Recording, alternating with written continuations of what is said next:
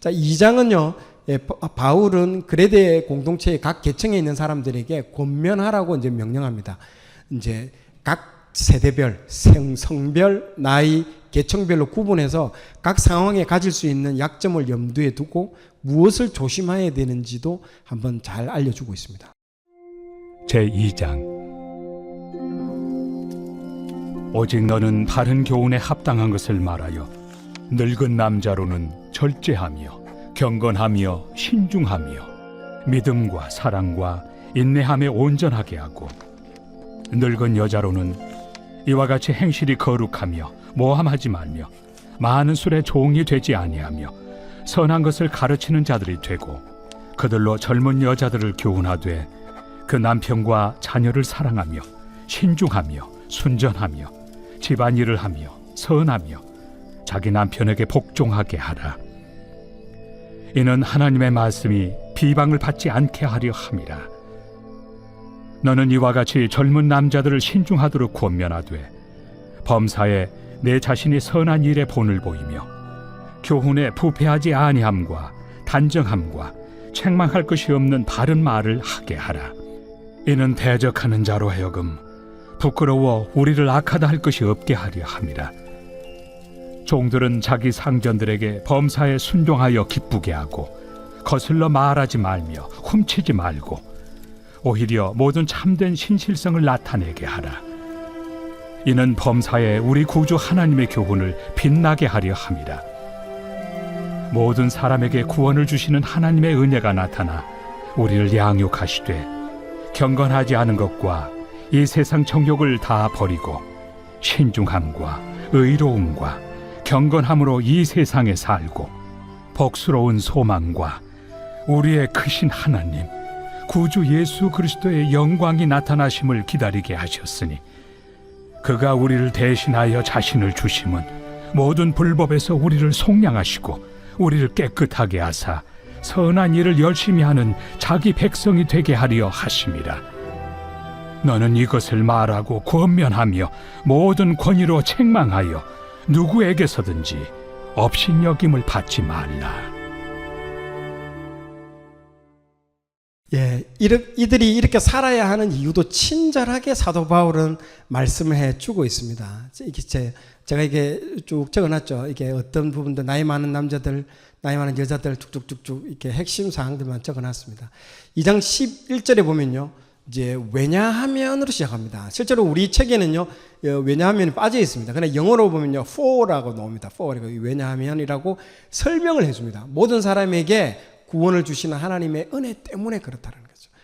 그렇게 살아야 한다고 말씀을 해주고 있습니다. 자, 위 그림 3개를 한 페이지에 이제 딱 보세요. 이게, 그러니까 우리가 12절, 13절에 보면요, 다 버리고 이 세상 우리가 그렇게 살아야 될 이유, 그 하나님의 은혜 때문에 성도는 경건하지 않은 것과 이 세상 정욕을 과거에 버렸다라는 것입니다. 그리고 이제 신중함과 경건함과 의로움으로 현재를 살아가라. 그리고 복스러운 소망과 우리 구주 예수 그리스도의 영광이 나타날 것들을 미래를 바라보면서 기대해라라는 거죠. 기다리라는 거죠. 이렇게 하나님의 은혜를 받은 성도들은 과거, 현재, 미래가 다 바뀐 존재들이라는 것들을 이 말씀 가운데서 다 말해주고 있습니다. 이렇게 전 인격이 변한 성도들이 단 한 가지 목적만을 가지고 이제 살아간다는 겁니다. 어떤 건지 읽어볼까요? 시작.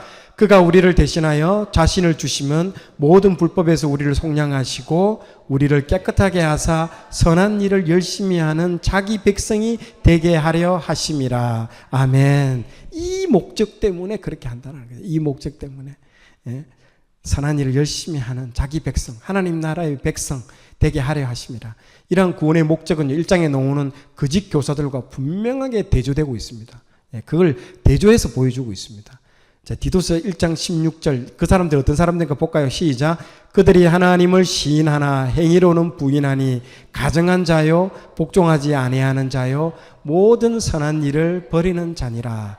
그러니까 이걸 통해서 비교해서 보여주고 있습니다. 거짓 교사들은 입으로는 그렇게 하고 있지만 행위로는 부인하는 자들이고 참으로 구원받은 성도는 자기 삶에 선한 열매들이 나오는 하나님의 참다운 백성이 된다라는 것들을 말을 해주고 있습니다. 마지막 3장입니다. 디도서 3장은요, 바울이 디도에게 세상에서 어떻게 살아갈 것인지, 그리스도인으로서 어떻게 살 것을 권면하는지, 그리스도인들이 세상에서 칭찬받는 자로 살아가라며 부탁하고 마지막 권면을 하고 마치게 됩니다. 제3장. 너는 그들로 하여금 통치자들과 권세 잡은 자들에게 복종하며 순종하며 모든 선한 일 행하기를 준비하게 하며 아무도 비방하지 말며 다투지 말며 관용하며 범사의 온유함을 모든 사람에게 나타낼 것을 기억하게 하라. 우리도 전에는 어리석은 자요, 순종하지 아니한 자요, 속은 자요, 여러 가지 정욕과 행락의 종노릇한 자요, 악독과 토기를 일삼은 자요, 가증스러운 자요, 피차 미워한 자였으나 우리 구주 하나님의 자비와 사람 사랑하심이 나타날 때 우리를 구원하시되 우리가 행한 바 의로운 행위로 말미암지 아니하고 오직 그의 긍휼하심을 따라 중생의 씻음과 성령의 새롭게 하심으로 하셨나니 우리 구주 예수 그리스도로 말미암아 우리에게 그 성령을 풍성히 부어주사 우리로 그의 은혜를 힘입어 의롭다 하심을 얻어 영생의 소망을 따라 상속자가 되게 하려 하심이라. 이 말이 밉보도다. 원하건대 너는 이 여러 것에 대하여 굳세게 말하라. 이는 하나님을 믿는 자들로 하여금 조심하여 선한 일을 힘쓰게 하려 함이라. 이것은 아름다우며 사람들에게 유익하니라. 그러나 어리석은 변론과 족보 이야기와 분쟁과 율법에 대한 다툼은 피하라. 이것은 무익한 것이요 헛된 것이니라. 이단에 속한 사람을 한두 번 훈계한 후에 멀리하라. 이러한 사람은 내가 아는 바와 같이 부패하여 스스로 정죄한 자로서 죄를 짓느니라. 내가 아데마나 두기고를 내게 보내리니 그때 내가 급히 니고볼리로 내게 오라. 내가 거기서 겨울을 지내기로 작정하였노라.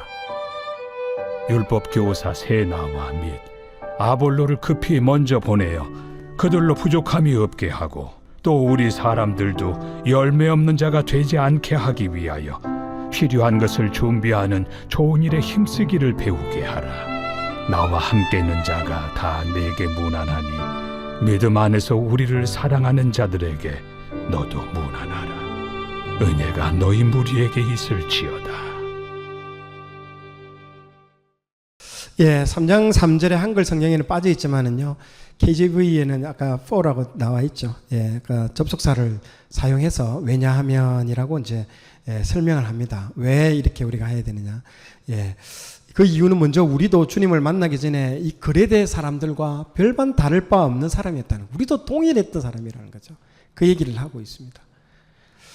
자, 디모데서 3장 4절 6절에서는 자비, 사랑하심, 구원, 이제 이런 단어들, 성령, 이제 이 말을 통해서 그런 우리에게 하나님께서 은혜를 베풀어 주시고, 우리는 하나님의 사랑과 자비하심 때문에 구원을 받았다라는 거죠.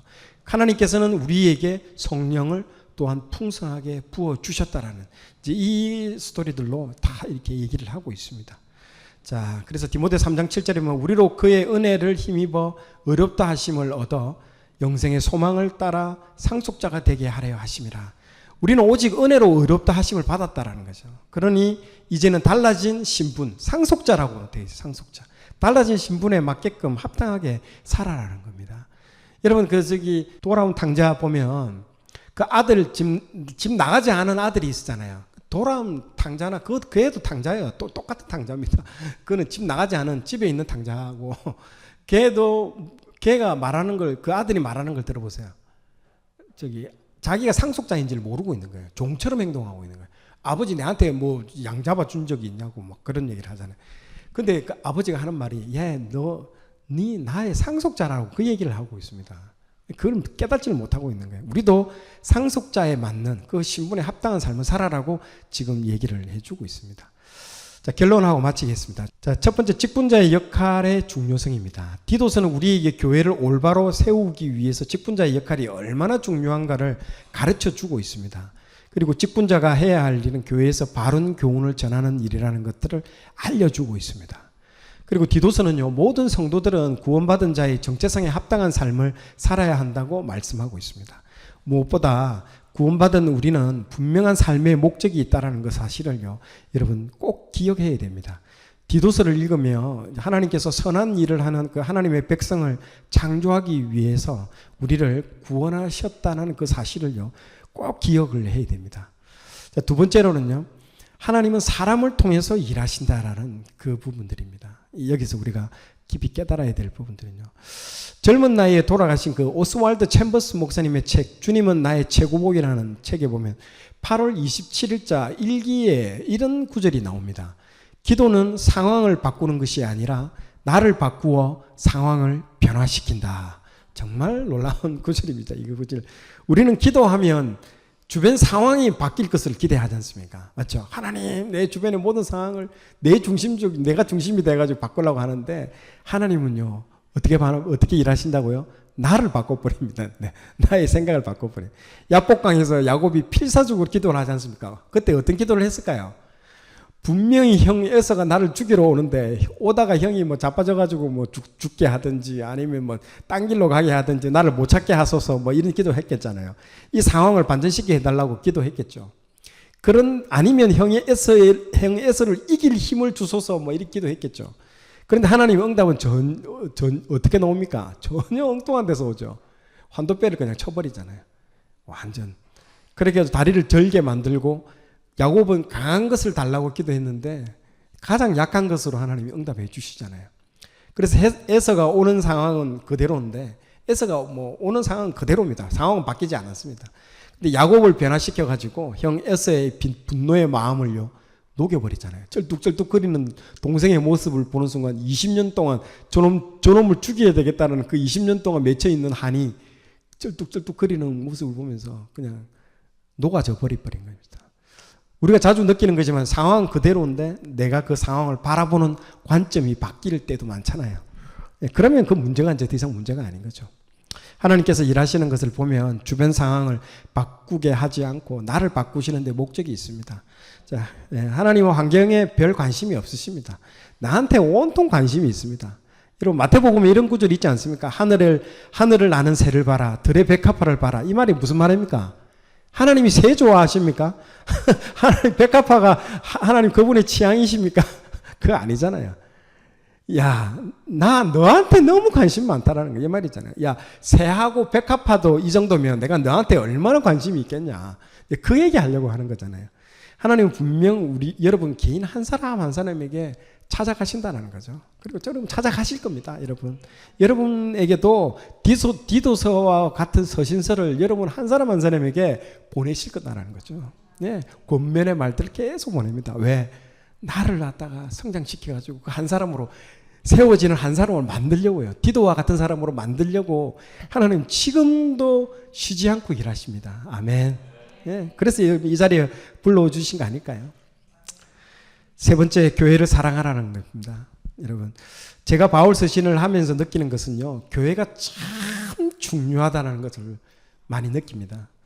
하나님께서 구원의 놀라운 계획을요, 물론 개인에게도 뭐 전도의 문이 열려 있지만 신약에 있어서 하나님의 에베소에서의 대부분의 말은요, 교회를 통해서 구원이 이루어진다는 그 핵심 메시지들이 엄청나게 중요한 부분들을 얘기를 하고 있습니다. 예, 그래서 이 교회가 얼마나 놀라운 비밀이 숨겨져 있는지, 그리고 교회는요, 하나님의 사람을 세우고 인물을 만들어내는 또 이 교회의 아주 중요한 역할이라는 것이요. 그래서 바울 서신을 보면요, 참 많은 교회 사례들이 나옵니다. 고린도 교회는 참 문제도 많았고요. 그런데 이 고린도 교회를요, 사도 바울이 뭐라고 표현하는 줄 아십니까? 하나님의 교회라고 사도 바울의 고린도 교회에 딱 적혀져 있습니다. 하나님의 교회라는 말을 하고 있습니다. 예수님이 그 성전 청결 사건 때 막 성상 뒤엎어버리고 할 때 뭐 내 아버지의 집을 장사하는 집으로 만들지 말라라고 막 얘기하잖아요. 부패한 예루살렘 성전에 대해서 예수님이 뭐라고 했냐면요, 내 성전을 내 아버지의 집이라고 부르십니다. 사람들은 그 성전이 부패했다고 막 그랬는데 예수님은 내 아버지의 집, 그렇게 얘기해요. 사람들은 다 고린도 교회가 부패했고 문제인 많은 교회라고 그랬는데 하나님의 교회라고 딱 얘기를 하죠. 교회가 비록 연약하고 부족해도 허물이 많아도 교회는 누구의 집이다? 머리 대신 하나님의 집이라는 거죠. 그리스도는 교회의 머리이며 교회는 그리스도의 몸이라고 이게 표현을 하고 있습니다. 이게 교회는 엄청난 겁니다, 여러분. 아시아에 7교회가 있잖아요. 그 7교회 정말 문제 많은 교회 많거든요. 그런데 하나님의 교회인 것이죠. 그러니까 내 마음에 드는 게 중요한 게 아니라 그 교회가 하나님 말씀에 어떤 위치에 있느냐 그것을 제대로 봐야 하는 겁니다. 그러면 교회를 비난하기보다는요, 교회를 정죄하기보다는 그 아픈 교회를요 사랑하기를 여러분 정말 바랍니다. 어떤 목사님 설교 말씀에 이런 말씀이 나오더라고요. 교회를 개혁하고 바꿔야 한다고 말하는 사람이 있는데 다시 한번 잘 생각해 봐야 됩니다. 교회를 바꾸는 것은요 사람이 할 수 있는 게 아닙니다. 여러분, 하나님이 교회를 여러분 바꿉니다. 어떻게 그리스도의 몸인 교회를요 우리 사람이 바꿀 수 있겠습니까? 우리는 단지 사랑할 뿐입니다. 사랑해야만 되는 것이죠. 자신은 변하지 않으면서 교회를 바꾸겠다고 하면요 자신이 먼저 실족해가지고 막 넘어질 때도 많습니다. 여러분, 교회를 사랑하고 기도하면 언젠가 때가 되면 하나님께서 바꾸시고 일하시고 행하십니다. 그걸 믿으시기 바랍니다.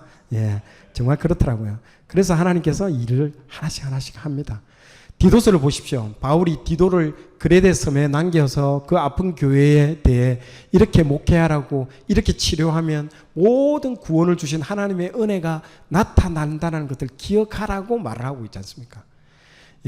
교회를 정죄하기보다 안고 기도하고 그 교회가 하나님 앞에 바르게 설 수 있도록 우리가 기도하고 섬겨야 가는 것이 정말 중요하죠. 완벽한 교회가 이 세상에 있을까요? 없습니다, 여러분. 그걸 잊어버리지 말고 이 디도가 그레데 섬에 남겨둔 이유처럼 우리가 이 교회 안에 남겨진 이유가 뭔가가 있다라는 거죠. 그 이유를 다시 돌아보고 하나님의 뜻을 쫓아가는 저와 여러분이 되시기를 바랍니다. 마지막으로 이 말씀을 읽고 마치도록 하겠습니다. 마태복음 16장 18절 시작. 또 내가 내게 이르노니 너는 베드로라. 내가 이 반석 위에 내 교회를 세우리니 음부의 권세가 이기지 못하리라. 아멘. 자, 오늘 내용이 좋았다면 좋아요, 구독 부탁드리겠습니다. 좋아요, 구독, 알림 설정은 콘텐츠 제작에 큰 힘이 됩니다.